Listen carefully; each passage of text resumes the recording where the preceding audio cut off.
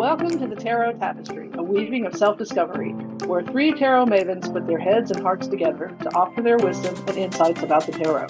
We hope that you find this helpful in your personal journey to self-discovery and growth.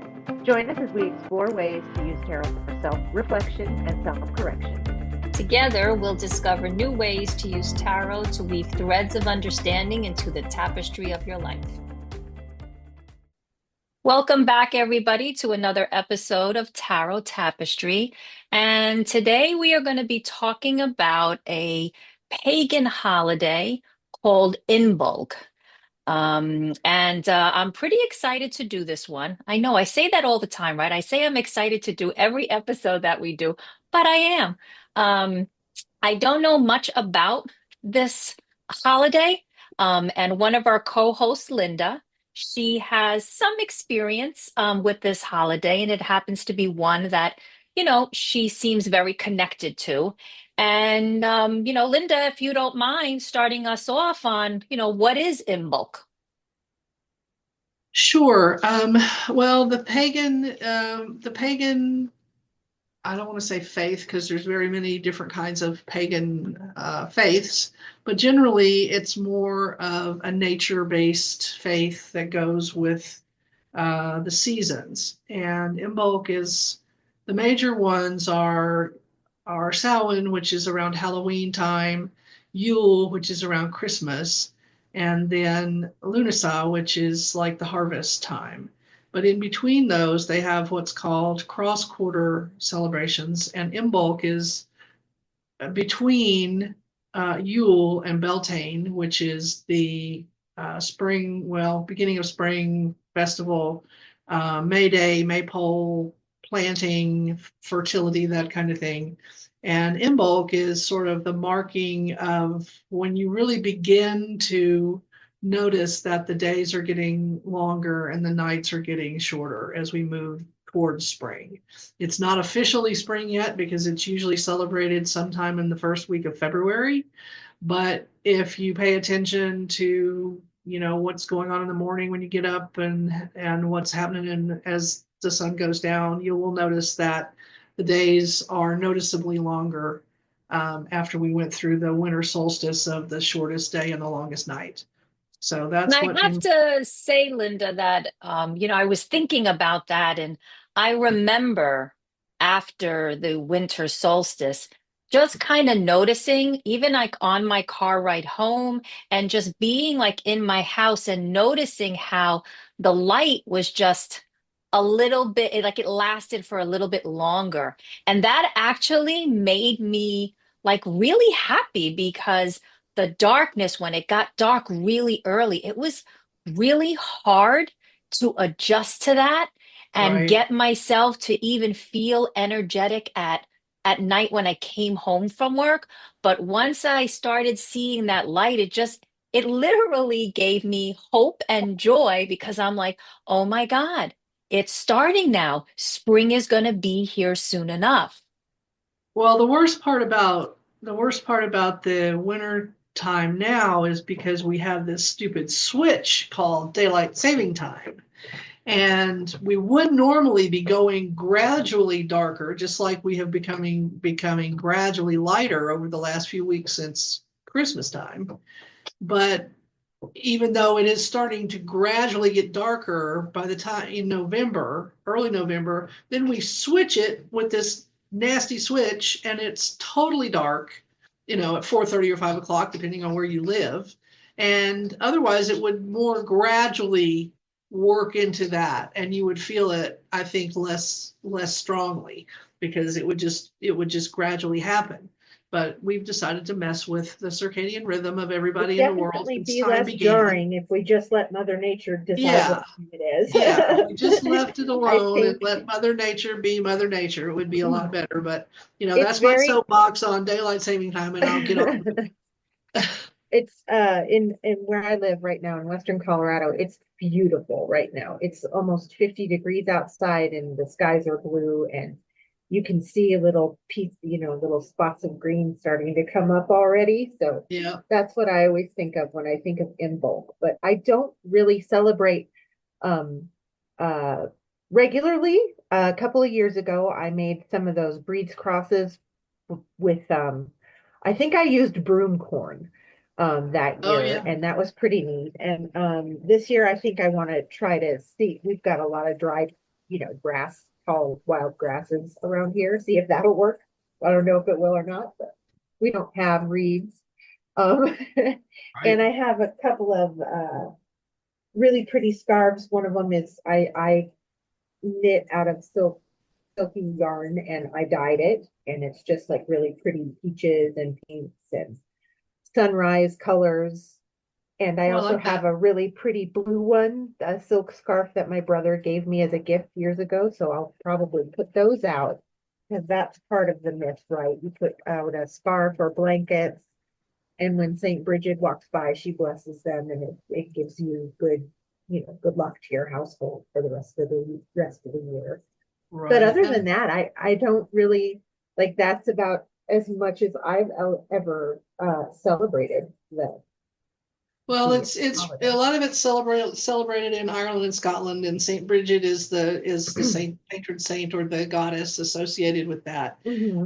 She was a goddess before she was a patron saint because Ireland had these traditions before Catholicism and Christianity. So she was the goddess of healing, of poetry, of silversmithing or the forge, and Uh-huh. midwifery. So she had a lot of different people called She's on a her for a busy, lot of different reasons. Yeah.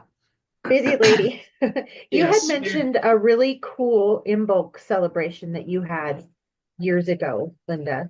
I would love to hear that story again Oh, because, well, it didn't really start off as an Imbolc celebration. It sort of evolved. It started off as a yeah. housewarming because I had moved into a new apartment and I had sort of been involved with a women's circle that wasn't any particular um, faith or religion. It was just a kind of we all got together and talked, and sometimes we would have discussions about books or discussions about some kind of faith or whatever, but it wasn't any particular kind of um, pagan circle. But I invited a bunch of people, and I didn't really expect anybody to come. Oh, well, I mean, I expected a few people to come, but I didn't think very many people would come. But because it was around that time, I bought white. White is associated with this celebration because of the light and coming back. So I bought white candles and I got some white carnations. And because thankfully carnations are not even now not that expensive. But when I did this, they were pretty cheap. So I got a bunch of white carnations and I was really surprised. About 13 people showed up and had a potluck. So we got the food situated for later, and then we just gathered in my living room, which was pretty big, even in this apartment because it was the top floor of a house. And I gave everybody a carnation and a candle, and so we sort of talked until the light had gone, and then I turned off all the lights in the house, and then everybody lit their candle and sort of represent the light coming back.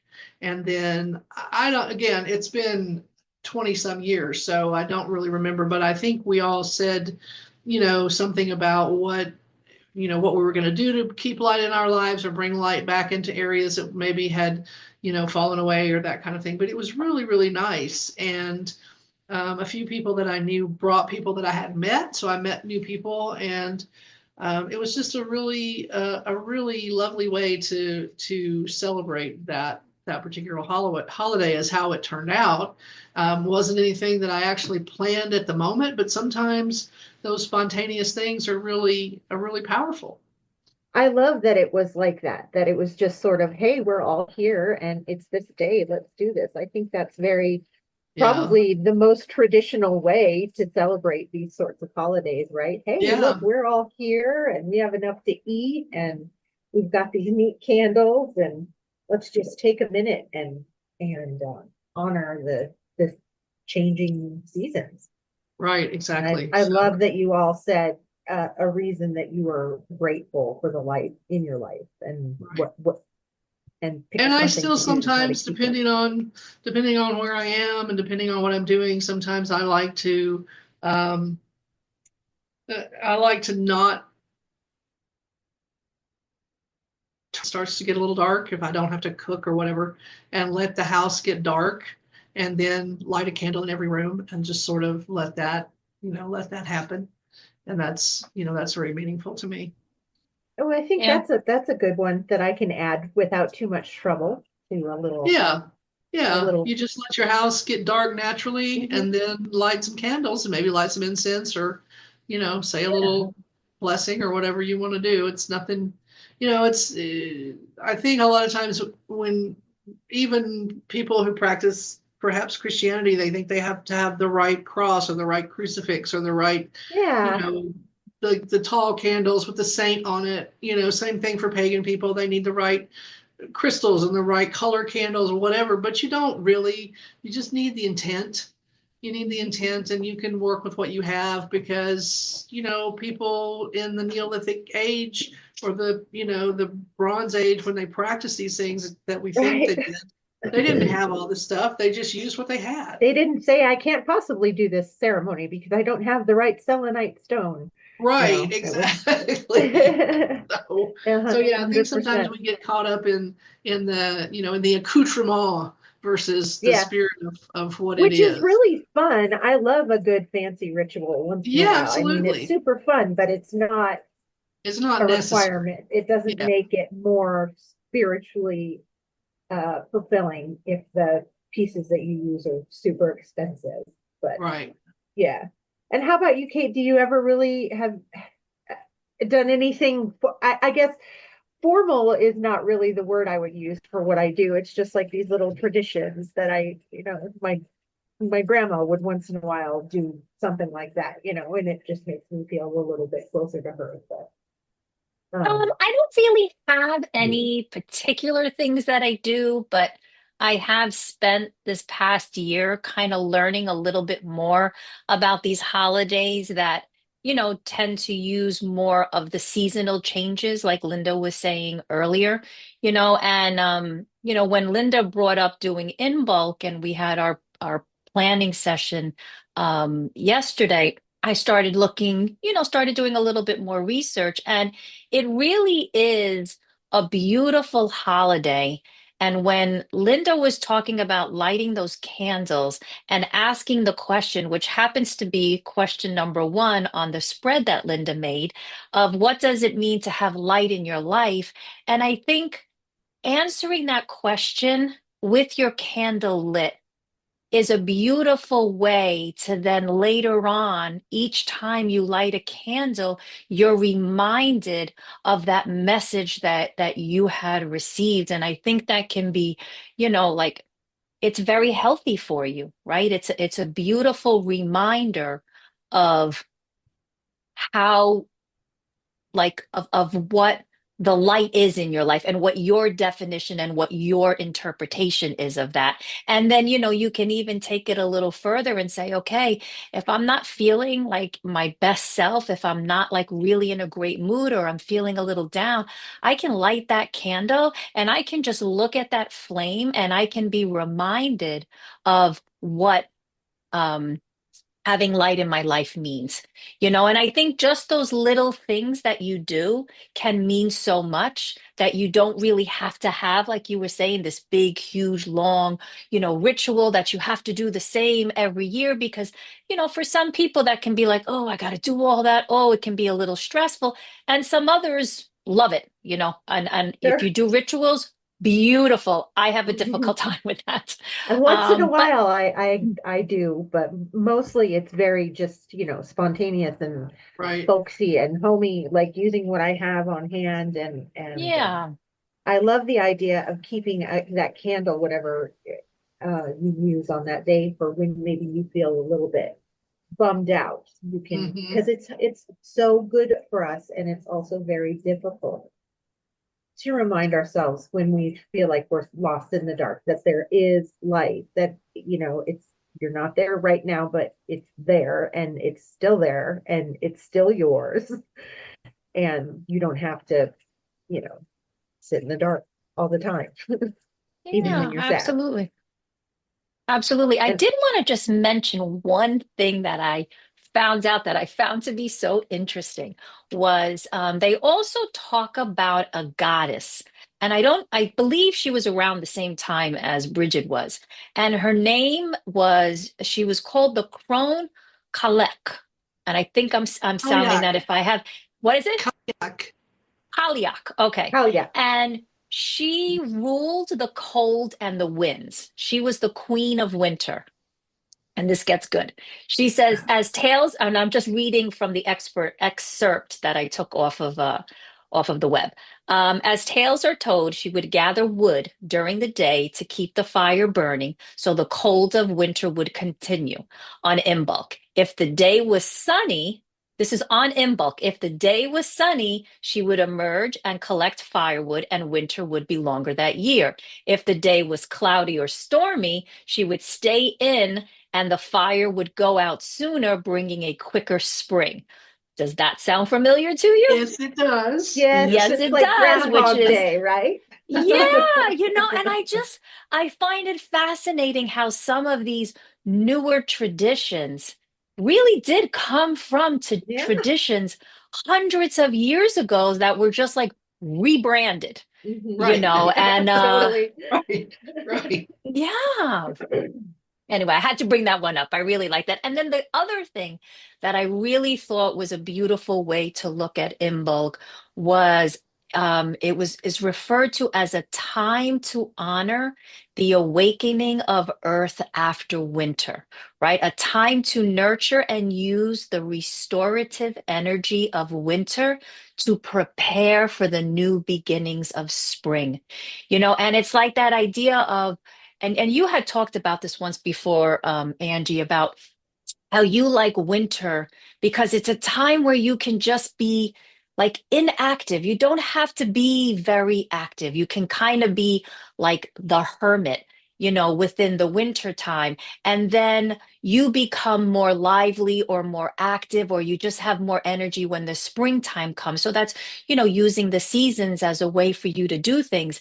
And I loved the idea of saying, okay, so we're at the midway point right now, right? Between the winter solstice and the spring equinox, and the light is getting brighter. We're looking forward to spring coming. So now you're like, okay, so maybe now at this time I can focus a little bit more on what it is I might want to start, or is there something I want to change, or are there things that I'm looking forward to doing, and using this time to kind of use that restorative energy of winter, and how you can sort of like you're coming out of your hibernation and you're starting to say, okay, things are coming. It's going to, what do I want to do? And now you're just focusing a little bit more energy and maybe planning your time.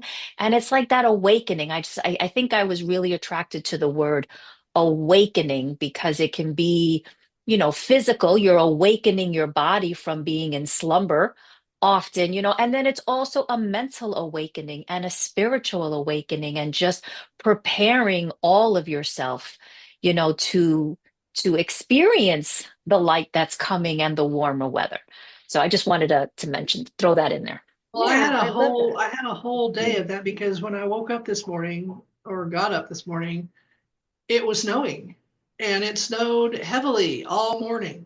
And it had been snowing and it was really quiet. You know how snow just kind of puts a blanket over everything and there wasn't a lot of traffic. And I had a doctor's appointment at 8:40 in the morning and I called and said, I'm sorry, I can't cope with the snow today. I Yeah, just the last that's one I fair. had, I went out, it was snowing, and the doctor thanked me for Mhm. coming. And I just today Yeah, was just like, I can't. So I changed my appointment and went back to sleep, you know? good. And I so and yeah, exactly like that. And now you can't tell, I have to turn my camera on. But now the sun is out and it's warmer than it was. It wasn't super cold. It was just a perfect temperature for snow. And yeah, hopefully we aren't going to be having much more snow in the next week or so. Um, but yeah, it was just like I was totally wintering this morning, and now nice. I feel a little bit more, um, early springy, I guess you call it. I like this time of year too because, like you said, if you're starting to see the changes that are coming, and it's a good time to go. Okay, I've been making these plans over the winter. now what can I put into action so that when I can really get the ball rolling, I'm ready to go. And or do I want to change my mind about what I thought I wanted to do this spring, which is Right. Yeah. kind of Yeah. a good The thing. other So thing, it's cyclic, like the same thing I do with the moon phases. This is like, uh like a new moon kind of time. Mhm. Things are just Right. starting to happen. And And we just had the new moon. We just that's did. right. That's right. Yes, it And all the pieces fit together. I love the spread that Linda made up to go with this um episode. I'm really looking forward to it. I've already pulled my cards because sometimes if I wait, I'll pull a card I and I'm know. like, I have no idea what I'm gonna say about that. But today I think I'm ready to go, which is Yeah. something, things I got starting a to happen. lot. Yeah, I got a lot of insight. I wasn't, and I'm using a brand new Oracle deck Oh, from the Season of the Witch, and it's her Imbolc um deck.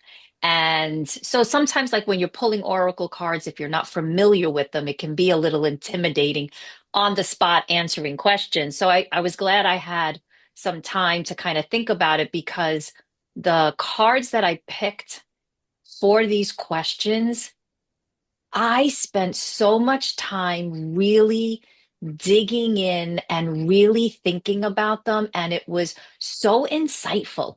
Like for me, it really was, and it truly embraced, what in bulk means, and it kind of just clarified it more for me and it made me more appreciative. Um, of the season and how you can use it for your own self growth that I'm really happy. So thank you, Linda, for like saying, oh, hey Yeah, guys, I want to do an episode this on was Imbolc such a because this yeah. was It's such a kind of fun my yeah. idea. favorite. I mean, everybody talks about Samhain and Halloween and Yule and Christmas and even Beltane, which is in May, and the maypole and all the fertility type stuff. But this one is, to me, is really, um, it's very deep. It's just Yes. there's a lot there but it's quiet. It's like the snow this morning. It was just everything was quiet, but it encourages you to kind of be introspective and think about things and think about maybe how you want to bloom as the year goes forward. Calm And anticipation, sort of, yeah, yeah, it's the little pause right before you start to really uh Yes. yeah, start moving and exactly. shaking. Just I when that really when that seed is, in the ground and it's just starting to pop Mhm. through and put down a root, and that's kind of where we are right now. But Yeah. yeah, So do so you the want to spread tell us that oh, I'm yeah, sorry. I was going to say the spread that I did, it's a 5 card spread. Um, I didn't give it a formal name, but we could just call it the Imbolc spread. And so it would have the shape of it. It would have the first card would be in the middle, and there would be in the middle. The top card would be 2, the bottom card would be 3. If you're looking at it at the table, the left hand card would be 4, and the right hand card would be 5. So that's how it would be laid out. So the first card is, what does it mean to have light in your life? And anybody want to start? I could Sure. start. Okay. So my card that I pulled was called Swan. And there's like a little saying that's on all of her cards, and it's I am everything I seek, the one I am meant to trust above all else to create one of the strongest loves within my lifetime, right? And one of the key words is creating a strong relationship with self. And that tends to be a theme that runs through the whole entire deck, is really spending time on yourself. And, I was, and then in the guidebook, and I'm going to paraphrase what she said, it's to have a deep respect for myself and see the great potential that I have. When there is a light that surrounds you and glows, it indicates that you're recognizing and embodying the beautiful, loving parts of yourself. So that idea of if I have this glow around me or this light in my life, that light is positive. It is an indication of my open heart, right? My love that I put out there in the world.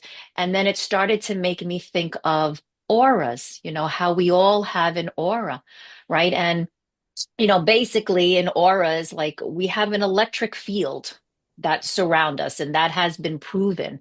And one of the ways to think about this electric field are like the vibes that you give off or the frequency. You hear that word a lot, right? Like, what is your frequency? Or you're just you're giving off a really good vibe, or you're giving off a really negative vibe, and um, to me, that's the light in your life. I can make my light shine brighter by, doing good deeds, by helping people, by keeping my heart open, by listening to people, working on myself, like a constant self growth. And I can keep that light burning. And I feel that the more that I can um, expand that energy and connect with somebody else's energy, the light just gets brighter, and then I think about too, like the light in my life would also be the people that I surround myself with, which is very similar, right? You're really only going to surround yourself with people that are giving off good vibes, that you kind of like meld with. And yeah, so that's kind of like what came to my mind when I was thinking about the light in my life. I love that. I That's love how beautiful. And the swan, I just have a thing for swans, so Mm, that was cool. And this deck is for you, Linda. I really, when you get this deck finally in the mail, I Yeah. really do think you're going to love it. Yeah, I called the place. I called the place about it, and I forgot that they were in California, and they had to close down for a week because of the fires. And they Oh, were also dealing with a lot of tail end of holiday things, and they'd had a sale going on. So the lady, yeah. she called me back within like 20 minutes. I left a message, oh wow. and I was just like, well, first of all, is everybody okay? And she said, yeah, Yeah. Mm, everything's okay. And I said, well, I totally spaced out where you're in California, so no, don't worry about it. It's fine. She said, it's being processed, and I'll probably get it next week, so it's all oh, good. that's good. I'm really glad that you're still going to get it and you're still getting it from the vendor that you wanted to Yeah, yeah, support. yeah. So Yeah. that's really good. Well, I used my soft deck I see and that. I'm showing, someday we'll have our shit together, but not today, kids, and be able to show you videos. But I just wanted to put them so that Linda and Kate could see. And I pulled the Three of Wands from the soft deck, and I really like this card for this prompt because it's very right to me. It's three kind of golden yellow wands that are crossed with each other, and they're each topped with a blooming lotus flower on an orange background of yellowish orange. It's Very uh, fiery. very fiery, and it's Sun in Aries. So if you're into astrology, you'll kind of know what that means. And to me, what it means to have light in my life, I'm thinking light as in I know with this card, I think it's about I know how I feel deep in my center, and that's the place where I bloom from. Once I figure out how I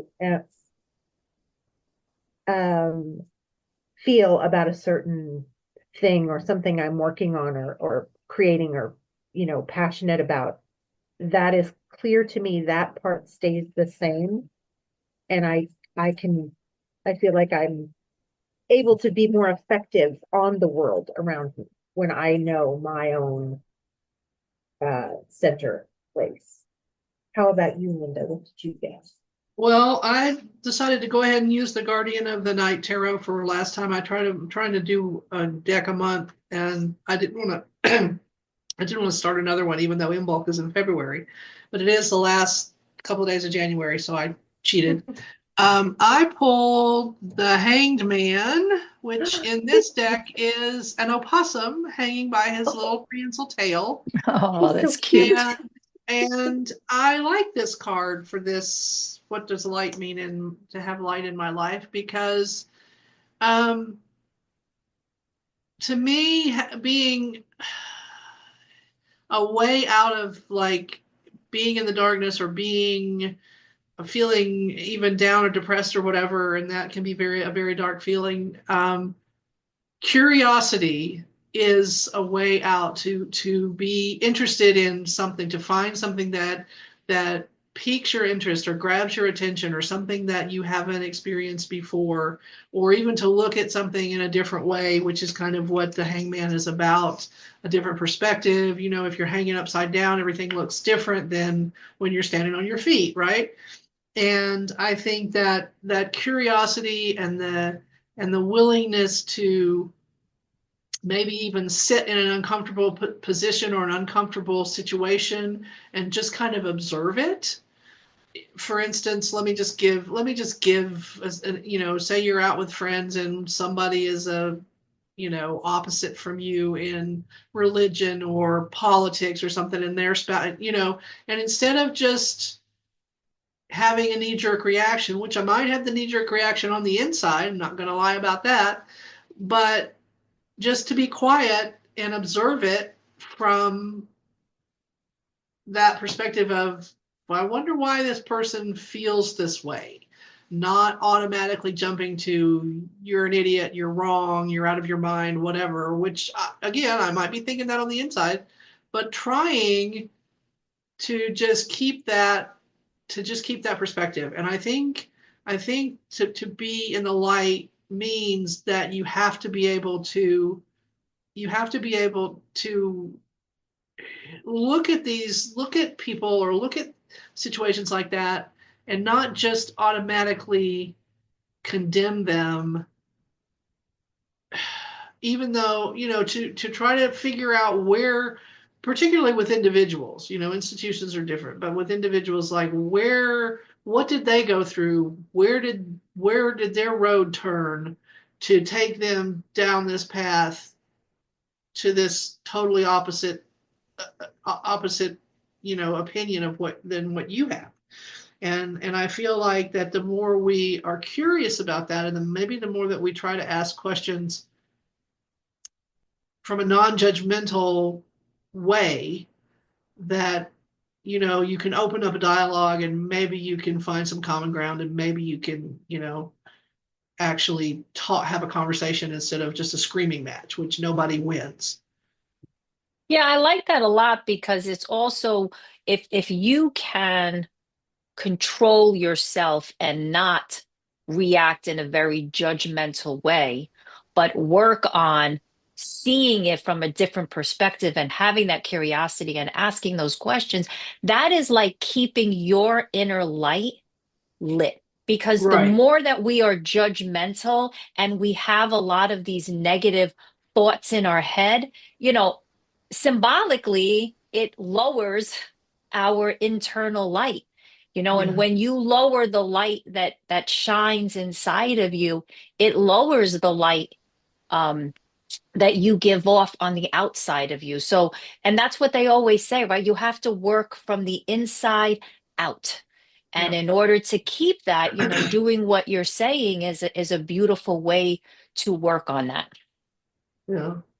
I mean, sometimes, you know, sometimes if people are causing harm, or, you know, it's a situation where, you know, things could escalate to something dangerous, that's a whole other situation. But I just feel like, and politics and all that aside, I just feel like even in times when things feel very fraught and feel like oppressive, to get away from that, I need to just be curious. I need to, you know, I need to go read some things. I need to go pursue a hobby. I need to just keep my brain active, to keep my, you know, not fall into that gloom and doom kind of kind of thinking, which is too easy to do these days. And I don't Yeah, I don't I don't want to live there. That's not a place I want to live. So I yeah. want the Very light. easy I thing want to to be in do. the light. Yeah.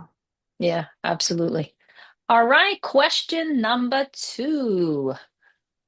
And that is yours, Linda. You're answering number two? Yes, did I get that correct? Yes, it was number one, but we added the one. So we added the first question. So number two, which would be on the top of the question, what has been hibernating or lurking in the dark that needs to come into the light?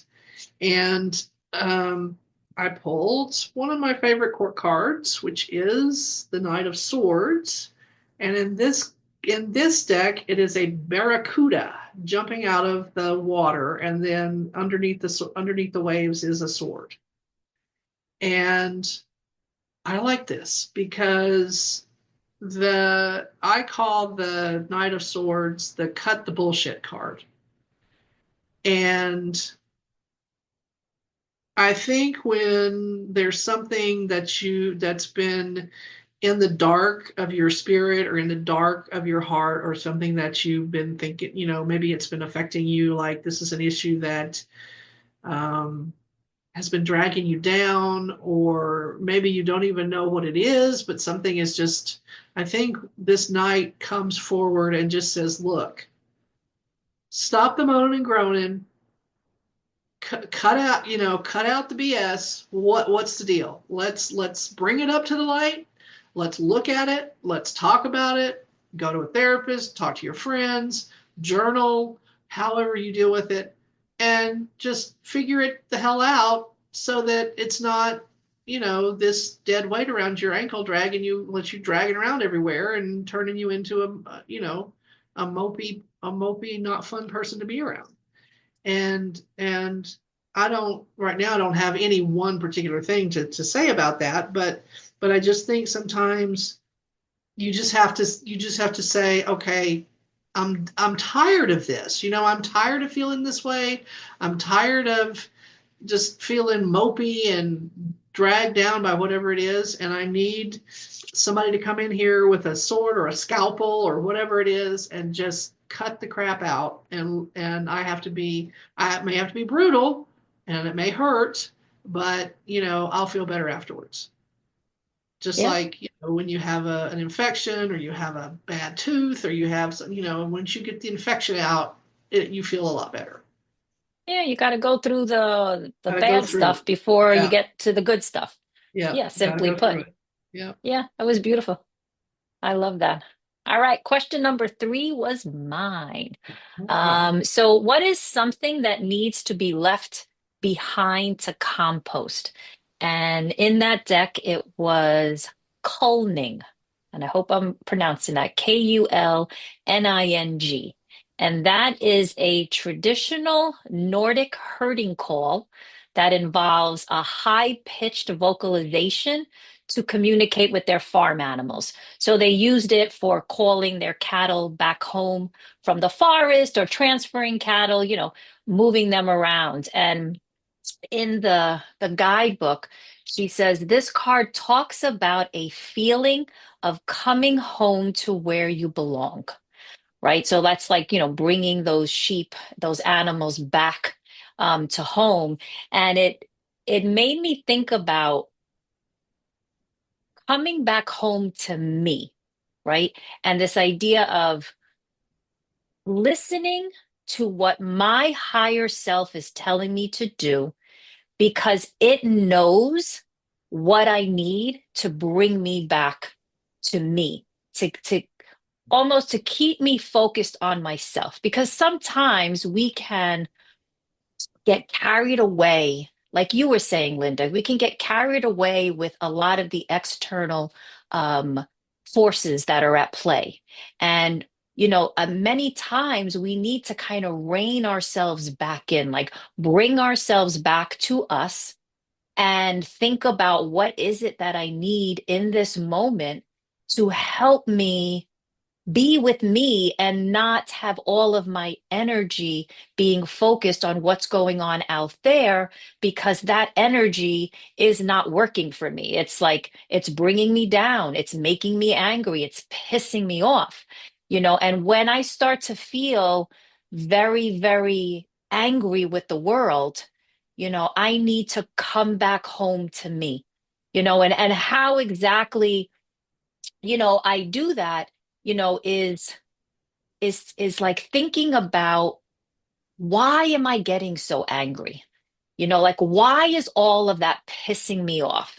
And I can dislike what is happening, but why am I making all of that make me feel so shitty and angry? Because when you're really angry, you don't feel good.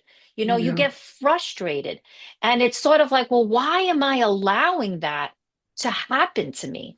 And what can I do to help basically calm me down, to help me, not react in such an aggressive, angry way, and I mean, I think a lot of that comes from the anger. It comes from situations that, we really don't have a lot of control over. Like, yes. for instance, people that are obviously unqualified being put in positions of power that are really going to affect people negatively. We don't have any control over that. Yeah, I mean, we can call our representatives and say, please don't vote for this person, but that's basically all we can do. That can be really frustrating. So I think, like you said, if you can come back to your own center and kind of let that go into the compost pile, and then focus on things that you can do that make you feel better, Yeah, local that's what food. I Yeah, had put down in my notes too, is that resistance needs to be buried. It needs yes, to be composted. I need to let it go. And for me, change sometimes can be I can have a resistance to change because sometimes you feel justified in how you're feeling and how you express yourself, and and I know, and we all know that you can't change some circumstances, like you said, cannot be changed. right, Some people in your life cannot be changed, right? The only person that I can change is me and how I react to all of that. So that exactly. resistance to change needs to be put back into the ground. If I can think about it, metaphorically, I need to give it back to Mother Earth and let Mother Earth compost it and do, basically whatever needs to be done with it. Right. And Um, that's, see, I love that because when, like, my ex and I used to have, we had a big yard. It was two lots. The house was on two lots, and we had a big garden. And every now and then we would do like a blessing, and we would go to the corners, and we would do this thing where we never wanted to, um it was like blessing and protection. So we never wanted to do anything that was like negative, really negative.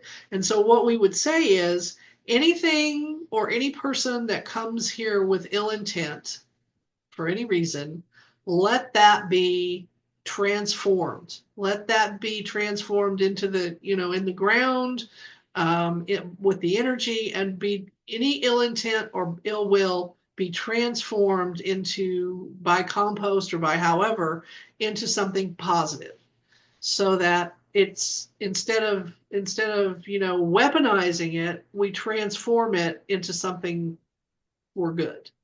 yeah, and yeah. and it seemed to work. It seemed to work.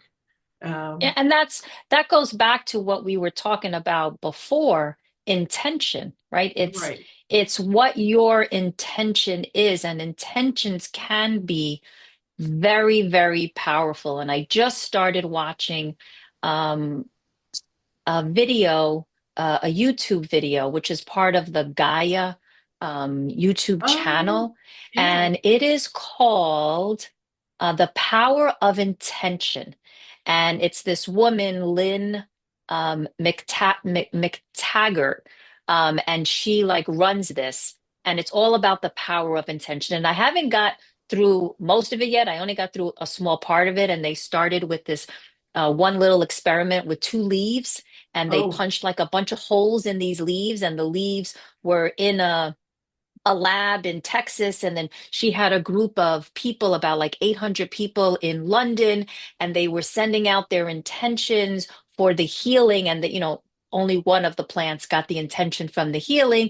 And through however they were recording the light that you see as the plant is regenerating or healing itself, it grew much brighter. And then the one that was ignored, you'd still see the light and you'd still see that it was trying to heal itself. But, and I mean, this is just the beginning, so I don't know what happens afterwards, Yeah. but it just goes to show you the power of intention. And I know you've had experience with that, Linda, because you said Yeah. that you've done that in circles before, Yeah. where you've sent out healing energy and that kind of positive intention to other people. Yeah, I have done that. We did that. My crone group, the friends of mine that I went to college with, would do circles for our friend. I mean, she did pass away.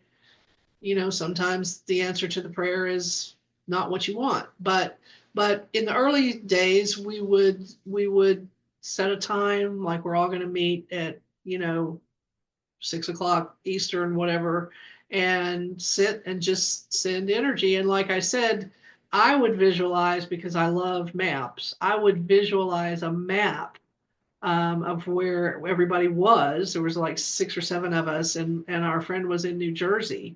And I would visualize the map kind of glowing, the connections between all of us, and then all of that focused up there to where she was. And it helped me just to kind of center myself and focus on what we were doing. And then I was, many years ago, the recipient of some energy. It's called fountain healing, the fountain method, and I think you could look it up.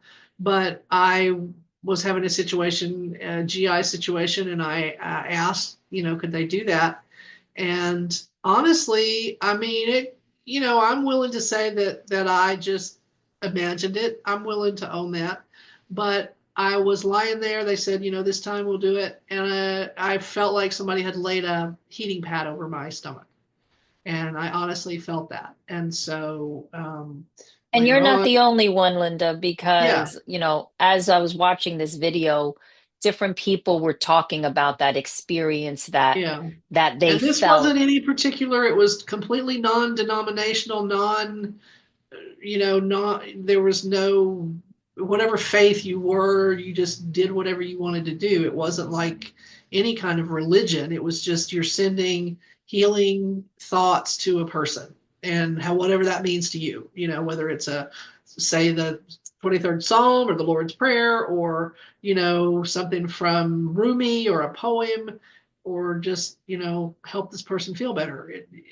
Whatever it meant to the people who were doing it. But I felt something, and I thought that was pretty amazing. And that's also the other part of it too, is the person on the receiving end of it. Like if you're a person who doesn't believe in Yeah. all of this, then you're going to just put a block up and you're Yeah. and I you're mean, not going to be I able to was receive open it. minded. I didn't know what to expect. I just thought, oh, it's nice. It's 7 o'clock. Everybody's thinking about me being healthy. I didn't think anything was going to happen. And when that did happen, I was like, whoa, whoa, okay. Yeah. Yeah. Sorry, Angie, we haven't heard from you at all. You're like very quiet. That's not like me, I know. Okay, so I took question number 4, and it was, how can I best celebrate the return of warmth and light in longer days? And I pulled the death card. Ooh. So I really think that's mostly about celebrating all of the things that I get to finish now, like at the end of winter, right? Like wrapping up things up. And I really like this death card. I know it's not supposed to look like he's having a great time, but it looks like he's having a great time. It looks like the skeleton is like kind of doing a jig, right? They've got the sigh and their legs are all akimbo, and they look like they're just kind of skipping along doing what they do. And sort of the inevitability of what's next. They're just kind of hopping right towards it. And I like that for this time of year, is to kind of just let all of the stuff from winter, melt like snow, kind of, and skip towards springtime, Yeah, I like that. and not Well, I not to mean, hang on to it. death is all about transformation. And again, Exactly. it's the stuff that you composted over time Mhm. is now going to be able to emerge as something, new. And then even when you compost, you can't throw all that stuff in there and use it right away. Even fresh Mhm. manure, you got to let it. You You got to gotta let let it it do its, ripen. You got to let it break down. You got to let it yeah, turn into, transform into the stuff that helps fertilize your garden. And so, even exactly. compost doesn't happen instantly. Yeah, So, Mhm. change doesn't happen overnight.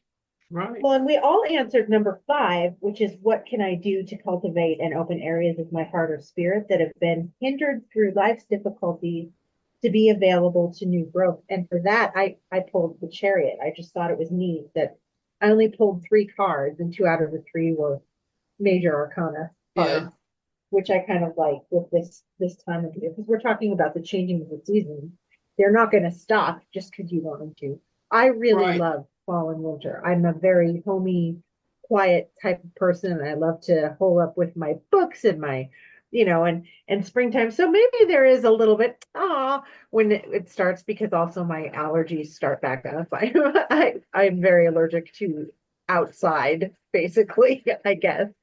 Um, but with the Chariot, for the last question about cultivating areas of my heart or spirit, it's like focusing on uh, what I want to build, and then just saying, yeah, this Chariot card, the book that I used as a reference, what is it called? Tarot Mirror of the Soul by Gerd Ziegler, is about the Thoth Tarot. Says that he's the charioteer is kind of sitting in a they are sitting in a meditative position. They've got their legs crossed, and they're holding this thing, spinning thing. That's very good jargon. But once you get that chariot moving, it's moving in that direction. It's not going to turn on a dime. So it's kind of about considering uh, the moves I'm actually going to make before I make them. And Yeah. then, so I really liked, I really enjoyed this reading a whole lot. What did you guys get for number 5? I got incense from the deck, and it is clear the fog to reveal the truth. Oh, And wow. as you were talking about your Knight of Swords, Linda, before, I was Uh-huh. thinking about this question, and it's like put all your cards on the table, right? And facing your truth is what is going to set you free. So this comes from her book. The truth will set you free, and Yeah. others involved the truth will set you free and others involved, lifting any burdens you may have been carrying and allowing you to begin the process of healing and moving forward. Um, and I think that that's very important, is that idea of you have to face your demons, you have to face your truths. Things are not going to change unless you face what is going on. And you can do that, right? So once you face your truth, um, you can start the process of healing. But healing is not going to happen unless you're actually able to sit down and say, yes, this is what's going on. Because living in denial gets you nowhere. And some Yeah. things you might be ready for now, some things may take a little bit longer. There's no time frame that says you have to tell the truth about everything right now. And then it's also once I have come to accept my truth, right? Um, then it's being clear on my intentions on how I want to move forward, but Right. also holding on and never, ever, ever forgetting hope, being hopeful and knowing that I'm going to get where I need to be. As long as my intentions are real and true and I'm following through on them, I'm going to get to where I need to go. And I'm going to be able to heal as long as I like hold on um to that hope that things, and it's like that star, right? Like, because we still are in the season of the star, we are still Right. are in the Aquarian season, and that star, is the star of hope. It's the star of that guiding light that tells you you're going to get where you need to go. Just hold on to that hope, hold on to that faith, and you will be able to overcome things. So if you think about like you're hardened, like how you've been hardened in your life and Mhm. how your heart has hardened is because you're not allowing your truth to come out, and that just, you think about the barriers or the oh, what's the word? The blocks that you put up or the Yeah, barriers that you make, Obstacles, boundaries. boundaries, yeah, those things harden you. yeah. If you keep yeah, they harden you, and Well, now by, I'm really excited to get this deck, but for this card, and it dovetails beautifully, Kate. I drew the Three of Swords. oh my God, you I couldn't get know. better than that. I know, right? So this card is in this deck, it's a heart, but instead of being pierced by swords, it's being pierced by elephant tusks. And underneath there's some chains underneath the heart. And Mhm. I don't know what this thing is at the bottom here. I want to say it almost looks like a bean that's about to sprout because it's got Mhm. this tiny little tail thing here. But again, just like what you were saying, if you're always focused on your wounds, if you're always focused on how you've been hurt and that you don't ever want to be hurt again, that's not healing. That's letting everything just scab over, and underneath that there's still stuff that needs to come out. And I've never really been in therapy, but I've had friends who've been in various kinds of therapy. And sometimes when I was younger, and because I've journaled since I was 12, so I guess my journal is my therapy in a way. But sometimes people would describe to me what was going on in therapy, and I'm like, that just seems like a lot of scab picking, you Mm. know, but yet not letting it heal. It's just you're constantly picking at it and not letting it heal. There's a difference. Sometimes you do have to pull that protective layer off and let all the gross stuff out, but then you have to let it heal. And I think this is what this card is saying is like everybody's wounded. Everybody gets wounded by life. Nobody escapes that. But it's how or if you let yourself heal that you can go forward and continue to be vulnerable to to experience and not be so hardened off that you just become that hermit that's not enlightened but just the cranky old person that shuts away shuts out the light with the shutters and hoards and never heals and just becomes a recluse and never experiences anything because they're too afraid and too hurt. And that's not where I want to be either. So yeah, Yeah. It's not a pretty place. It's not a no, happy it's place not. It's to not. be. No. Because I'm not special. I've been hurt, but I'm not special. Everybody's been hurt. And so, we're all walking around wounded, but some people just are able or do the work that needs to be done so that, they can continue to be present in the world and available for new experiences, love or whatever, relationships, whatever. Yeah, I Yeah. love that all of our readings, they really talked about healing and Yeah, also with the chariot for the last question, the chariot is also about strategy too. right, Like right. having a point, where are you going? Why, that's sitting still until you pick a thing or a direction, I think is another good way to say, that's another good way to open areas that maybe are a little scary. It's kind of a cautious way of exploring rather than, you know, running in willy-nilly. And like Linda was talking about, sometimes you do have to be a little bit, you gotta like brace yourself for the initial sting of whatever you have to do. Yeah, But you can think about that first. You can think about, is this the thing that I, you know, Yeah, when you Is this said where I should start?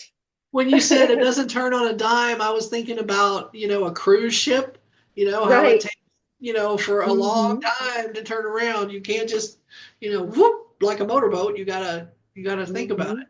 Yeah. Or like, if you're trying to stop a freight train, it's going to take it Yeah, a minute, exactly. Exactly. Yeah, that's beautiful. I did just want to read, just for our, listeners, some of the themes and areas of focus that this particular deck, the Season of the Witches Imbolc Oracle deck, focuses on. So it is awakening, cleansing, healing, hope, illumination, innocence, inspiration, light, patience, sprouting, transitions, well-being, and youth. And the Oh, more that I read it and the more that I say it, it just it just sounds so beautiful. It just sounds so like, I don't know, I can't think of the correct term for it. But yeah, so reassuring, I think. say that again. Kind of reassuring, I think. yeah. Oh, and Yeah, I Linda, mean, also you had a poem that you wrote about Imbolc. oh, yeah. Okay, I have to find it. It's in my draft folders.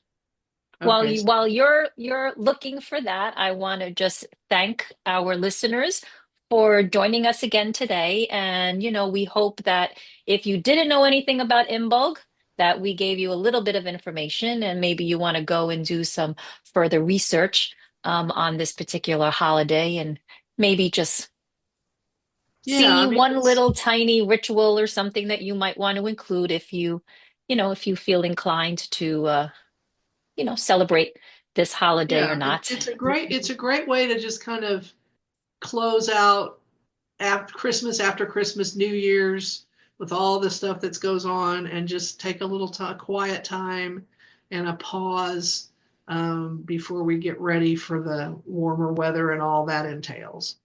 So, okay, this poem is called Whisper, and I wrote it a number of years ago, but I kind of read it every year at this time. I stood at dusk to watch dark creep down a moment later than the night before. Rags of snow tugged my shoes. The pearl gray western sky soothed me with budding calm. Sharp-toothed wind cut through the shawl tossed swiftly on, but beneath the threatened chill lay a hint of warmth, spring's first whispered secret, melting snow like cotton candy on the tongue. The grass is brown and dead, garden earth stoned to the shovel, but tonight, seconds shorter than the last, has given itself away. The light returns, and we turn to once more to warmth and growth. So beautiful, Linda. I love that Thank, poem. Thank yeah, you. thank you so much for sharing. And what a beautiful way to end our episode. So we will say our goodbyes, our farewell song.